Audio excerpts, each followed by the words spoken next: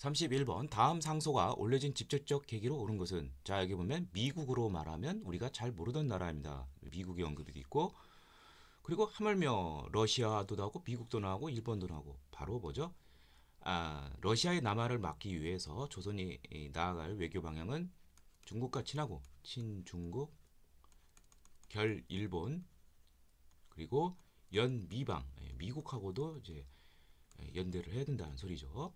이게 바로 아, 이러한 내용을 담은 것이 바로 이제 조선책략이라는 책인데 이게 2차 순시자로 일본에 다녀온 김웅집이 이러한 외교 방침에 대한 조선책략책을 이제 국내에 소개되자 이거를 반대하는 영남 지방의 위정척사 유생들이 반대 상소를 올리죠. 미국과 수교 이런 것 등을 반대하는.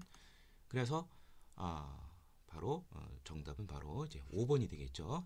1880년 2차 수신사로 다녀오던 김홍집이 어, 어, 주일 청외교관인 황준원이 쓴 이 조선책략이 유포되면서 미국과의 그러한 수교가 염두에 오르게 되자 바로 이러한 격렬한 반대 상소가 있었죠.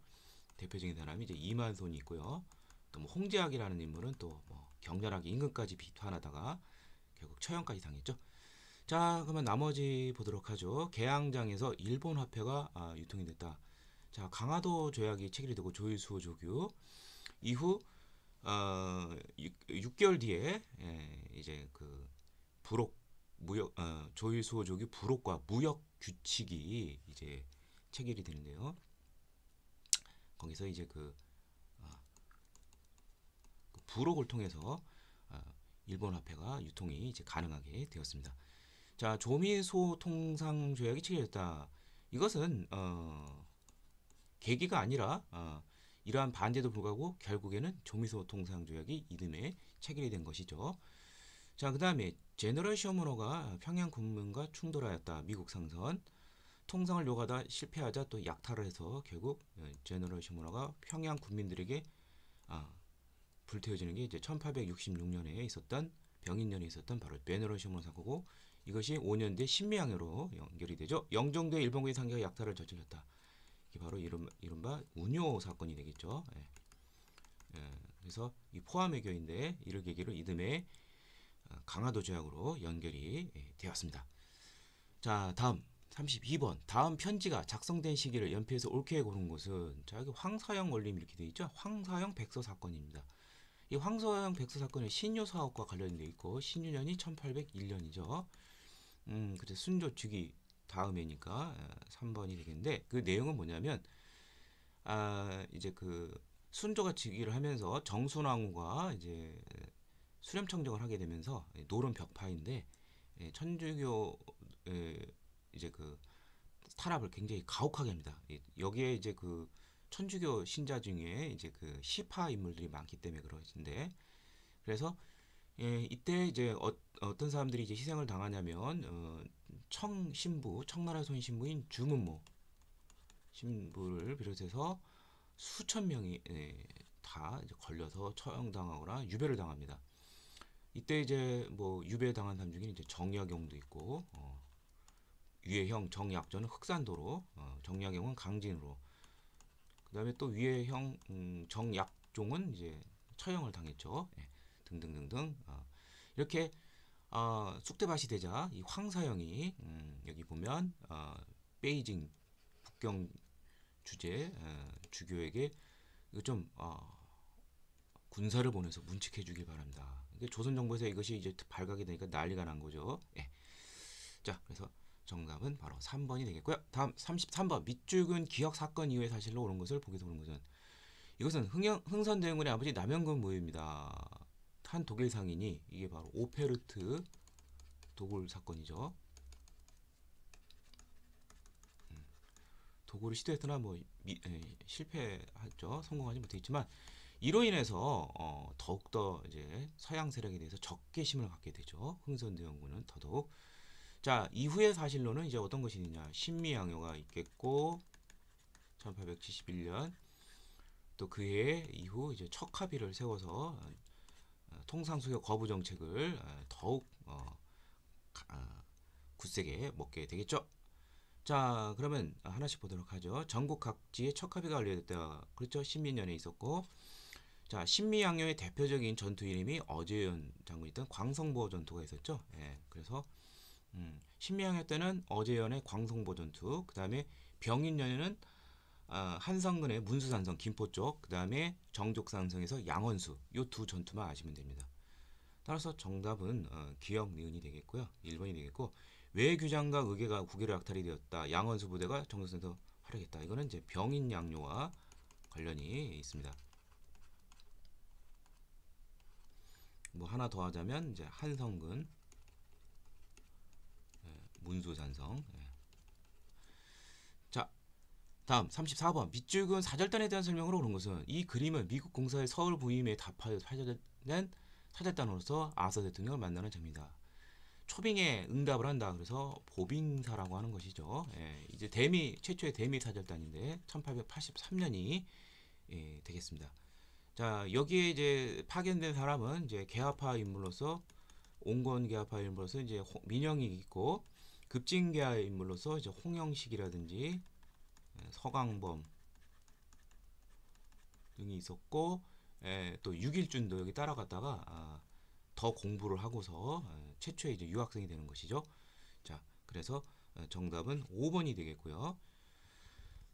나머지 보도록 하죠. 보고 들은 내용을 해동 제국기로 남겼다. 자, 이것은 조선 초 세종 때 일본에 파견하는 것을 우리는 이제 그 조선 시대 때 이제 개항 근대 이전에는 이제 통신사라고 했죠. 통신사로 갔던 신숙주 집현전 출신.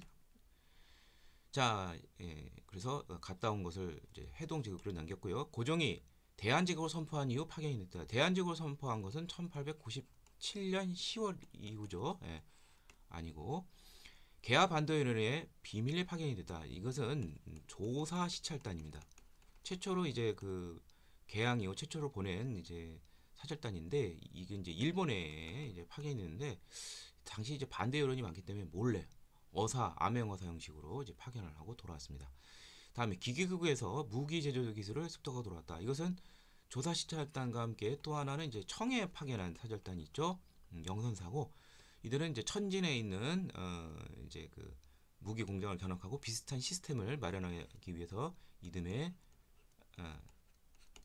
1년 후죠. 1년 좀 못 돼서 이제 돌아오긴 했지만 기기청을 세워서 이제 그러니까 배우고 와서 또 우리나라에도 이제 기기창을 세운 거죠. 이제 이건 청이고요. 이거는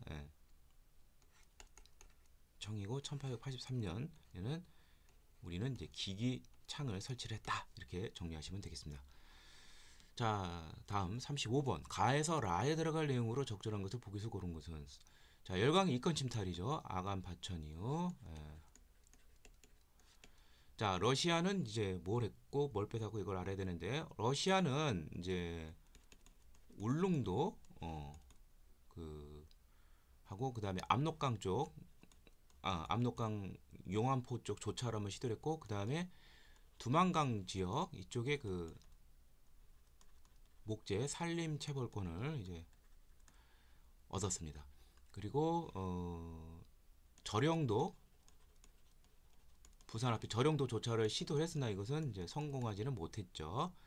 그 다음에 미국은 금강으로서 유명한 이제 운산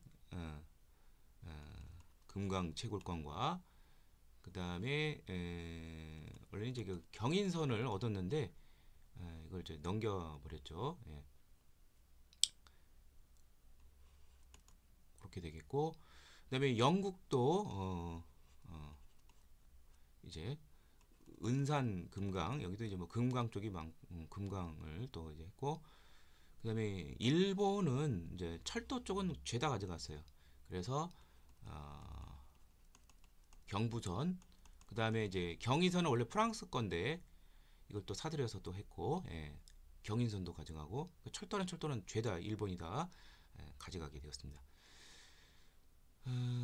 자, 그럼 보도록 하죠. 기역, 러시아, 한성과 의주를 연결하는 전신 가설권.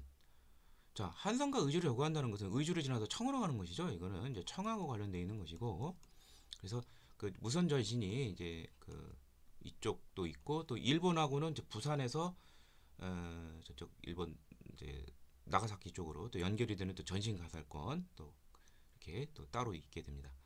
그러니까 이건 틀렸고 그 다음에 미국 운산 그래서 노다지 노터치 뭐 그런 일화도 있죠. 영국 두만강 유역과 울릉도 이거 아니죠. 이건 이제 러시아가 된댔죠. 그 다음에 일본은 경부선 럴 전쟁과 관련이 돼 있죠. 군용 물자 나르기 위해서. 그래서 니은 니을이니까 정답은 바로 4번이 되겠습니다. 36번 다음 자료가 반포된 이후에 실시된 정책으로 온 것은 자, 이 자료는 뭐 대한국 뭐 이렇게 나왔죠. 바로 대한제국의 헌법 문서라고 볼 수 있는 대한국 국제가 되겠습니다. 1899년에 반포가 되었습니다. 자, 그러면은 뭐 잘 모르더라도 대한제국 관련됐으면 이제 광무개혁을 생각하시면 돼요. 광무개혁이 이제 본격적으로 이제 실시되면서 자, 그럼 광무개혁의 핵심 내용은 무엇이냐? 이제 그 황제권을 강화를 하고 그 다음에 이제 부국강병에 좀 신경을 좀 많이 쓰게 됩니다. 부국강병을 하려면은 재정이 있어야 되죠. 그래서 재정 확충을 위해서 이제 어떠한 노력을 하게 되느냐? 바로 조세를 걷어들여야겠죠. 그래서 나온 것이 바로 양전 사업을 통해서 토지를 다 파악을 하고 그 다음에 여기에 따라서 이제 지계라는 근대적인 토지 문건을 발급해 주기도 했습니다. 그래서 양지하문을 설치를 해서 양전 사업을 근대적으로 실시를 하고 그다음에 근대적 토지 문건인 지계를 발급을 해서 지계하문을 이제 설치하기도 했습니다. 그래서 정답은 바로 2번이 되겠고요. 자, 나머지 보도록 하죠. 지계를 발급한 것은 이제 지계하문이 나오는 것이 1901년 이후니까 대한국 국제 발표 이유가 되겠네요. 자, 나머지 보도록 하죠. 전국 8도로 23부로 개편하였다. 자, 이것은 2차 가보개혁대회입니다.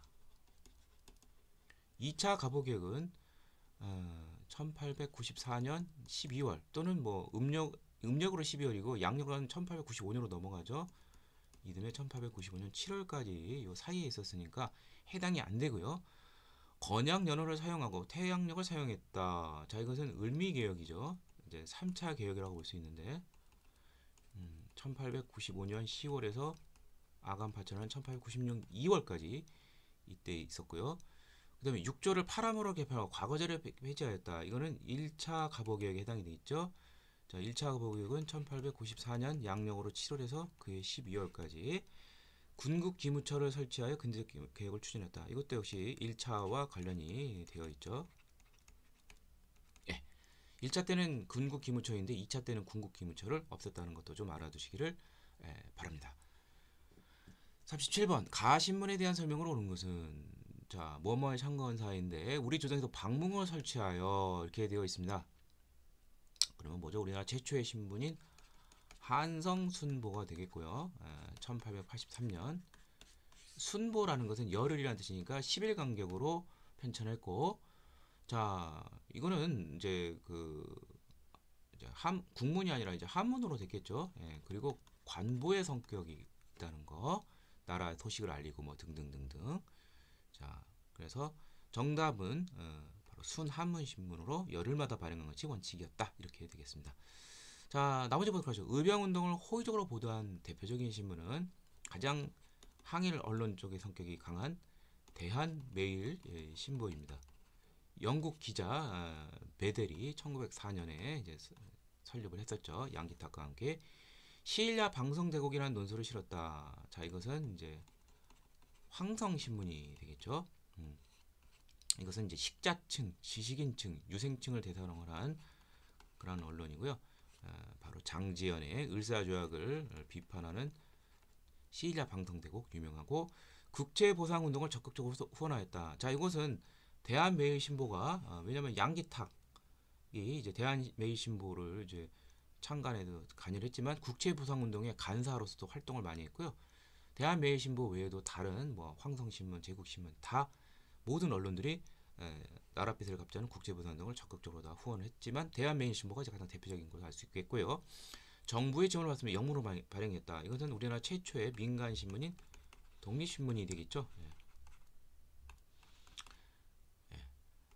이제 순 한글로 돼 있고 또한 외국인들도 알 수 있도록 영문도 돼 있다는 거. 그리고 최초의 민간 신문이라는 것이 또 의의가 있습니다. 38번 다음 취지서를 발표한 단체 활동으로 오는 것은 자 나라의 독립은 오직 자강에 있고 자강 스스로 항의사. 자 애국계몽운동 중에서 자강이란 말이 나온다면 이것은 대한 자강회가 되겠죠. 자 대한 자강회는 헌정연구회를 이어서 이제 바로 애국계몽운동의 대표적인 성격을 가장 잘 가지고 있는 단체가 되겠습니다. 그래서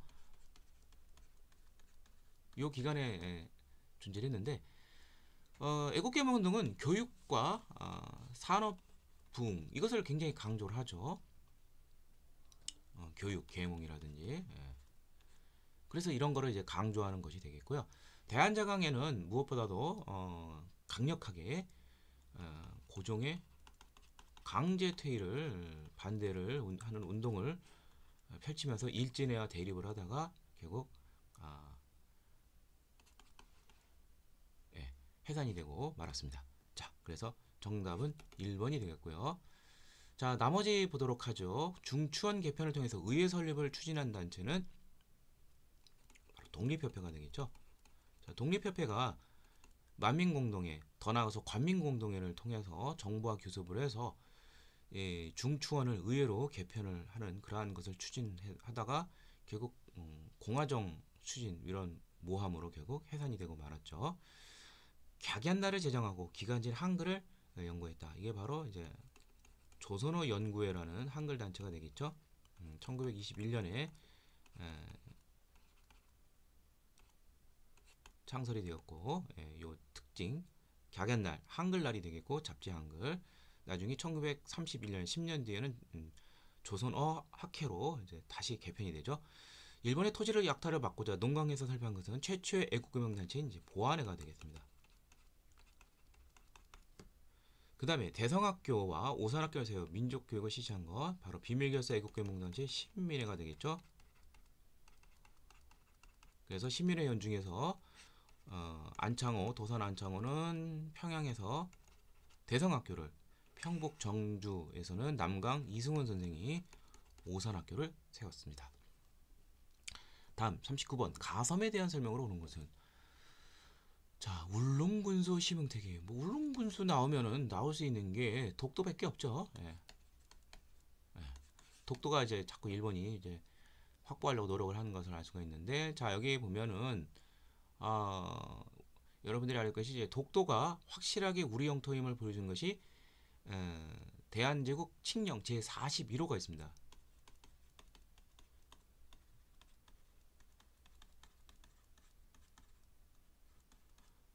(1900년 10월 25일에) 반포가 됐는데 자 여기 핵심 내용은 뭐냐면 자 울릉도를 울릉군으로 정식 행정구역으로 삼고 그 산하에 독도를 관할하게 했습니다. 정식 행정구역으로 관리를 파견하고 그래서 여기 울릉군수란 말이 나오는 것이죠. 그런데 일본이 이제 돌연 이것을 멋대로 자기네 영토 뭐 시마네현으로 편입시킨다든지 뭐 이렇게 되어 있습니다. 근데 여기 보면은 이제 이 박재준이라는 사람은 을사오족 중에 한 사람임에도 불구하고 일본 영토라는 말은 전혀 근거가 없는 것이다 라는 말이 나올 정도로 독도는 우리 땅임이 확실합니다. 자 그래서 정답은 바로 5번이 되겠죠. 대한제국이 칙령 제41호를 통해 관할역대를 명시했다. 자 나머지 보죠. 하멜링이 표류다가 도착한 것은 제주도가 됩니다. 이거 이제 네덜란드 상인이죠. 조선 효종 때 표류하다가 이제 우리나라에 잠시 정착을 하다가 탈출해서 하멜 표류기를 쓰게 됐죠. 배종선이 이끄는 삼별출 부대가 몽골군에 저항하였다. 강화도에서 배종선이 이끄는 부대는 진도로 그 다음에 진도 용장성에서 활약을 했고 배종선이 전설하자 김통종이 제주도 파두리. 만약에 이게 김통정이라면은 이제 해당이 되겠지만 이거는 아니죠. 배중선님은 정제두가 양명을 연구하며 학파력과는 강학파 그 양명학과 관련된 거 소련 계열 강학파가 강화도가 되겠고 러시아가 저탄소 설치를 명분으로 조치하려는 것은 부산 앞에 저령도 뭐 영도라고도 하죠. 그것이 되겠습니다.